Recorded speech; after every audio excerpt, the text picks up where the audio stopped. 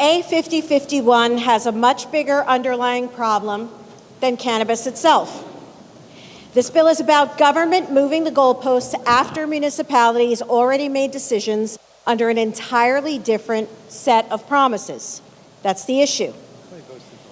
Our municipalities were told they would have meaningful local control over cannabis operations within their communities.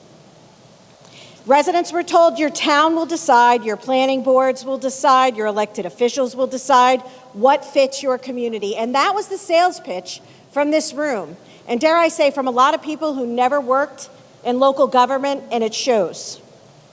Now, this legislature comes back later and says, well, if you allowed medical cannabis under one framework, government can start streamlining and expanding recreational operations under another. A medicinal dispensary is not blanket consent for automatic recreational expansion later. These are different impacts, different traffic patterns, different community concerns, different policing concerns.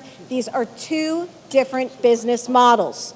And this bill reduces municipal review as though towns already gave permanent open-ended approval simply because they agreed to one narrower use, medical use, years ago.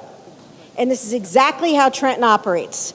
We make a narrow promise, later the definition expands all the time. And you know, I'm exhausted by it, we're all exhausted by it. Housing, energy, school, land use, now cannabis. Apparently local control only survives in New Jersey when local communities give Trenton the answer it wants. And what makes people furious is the people imposing these decisions are insulated from any consequences. Everybody in this chamber are not the ones that are dealing with it. The neighborhood fights, the zoning battles, the parking issues, policing concerns are long-term changes to the community. But you know who is dealing with it? The local officials who you just steamrolled. If this legislature actually respected local control, it would not try to reinterpret prior municipal approval into broader consent in the 11th hour, because we recognize the pattern. Nothing New Jersey government ever claims to do stays limited.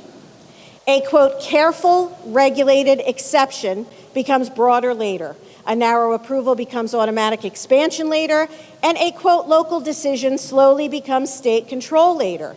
That's exactly what's wrong with this bill, and this is why people don't trust the promises that we pretend to make here. Thank you.